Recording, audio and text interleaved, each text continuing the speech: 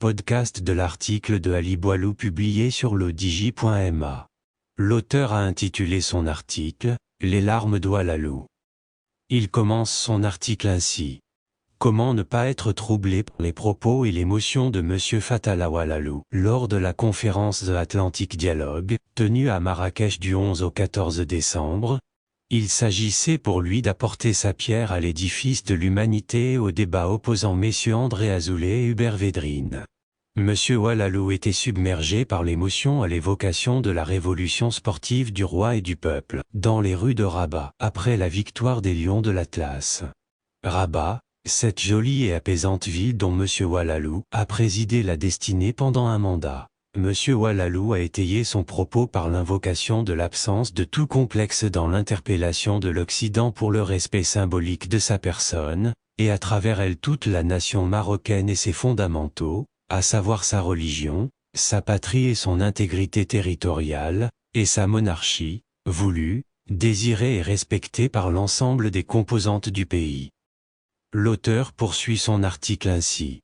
À cet instant précis, M. Oualalou était le porte-voix de tout un peuple, n'acceptant plus le jugement hâtif, l'incompréhension, le manque de tolérance, le regard dédaigneux voire méprisant, l'opportunisme manichéen et le chantage politique, l'hypocrisie et j'en passe, que porte un certain Occident au pays en voie de développement et en proie, encore de nos jours, aux velléités exploitantes et vassalisantes de celui-ci. M. Oualalou avait l'air de dire que le temps de la colonisation est passé et que les pays anciennement colonisés ont tout aussi le droit, pour faire court, d'accéder à la demi-finale de la Coupe du Monde voire la gagner, d'accéder au peloton de tête en économie, en recherche et développement, en recherche spatiale s'il le faut, que ces mêmes pays ont également le droit de développer des systèmes de gouvernance propres à leur histoire et à leur structure spatio-temporelle, qu'ils sont en droit de se conformer, à leur rythme, aux standards internationaux des droits de l'homme et à l'action climatique même s'ils n'y sont pour rien,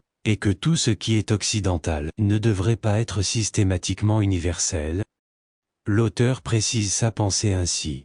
Le respect est rien d'autre que le respect. Voilà ce qu'exige le Maroc de ses partenaires occidentaux. Il n'est pire aveugle que celui qui ne veut pas voir. Le Maroc n'est ni mieux ni pire que ses partenaires occidentaux. Le Maroc a ses travers, l'Occident aussi. Il est venu le temps de les quitter, la vraie cette fois-ci, car l'actuelle se montre insuffisante en raison de son caractère général, comme dirait Aristote. Quant au rapport à l'égalité, il viendra le jour forcément où le caractère relatif de l'égalité s'estompera car il faut bien rappeler que l'amitié disparaît, où l'égalité cesse. Nul ne peut prédire l'avenir, ni ce que cette belle terre marocaine regorge de ressources naturelles et humaines capables de relever tous les défis du millénaire. L'auteur conclut ainsi. La performance marocaine à la Coupe du Monde au Qatar en 2022 a démontré que ce qui n'existe pas a toutes les chances d'exister un jour. Alors de grâce mesdames et messieurs les Occidentaux, ôtez votre smoking hautain et enfilez votre humble soutane. Vous n'en serez que mieux accepté. À bon entendeur. Rédigé par Ali Boilou et lu par l'intelligence artificielle de Lodigi Media. N'oubliez pas de télécharger notre application Lodigi Mobile sur Android et iOS, et de vous abonner à notre chaîne YouTube Lodigi TV si vous souhaitez être au courant des dernières actualités, podcasts et émissions télévisées.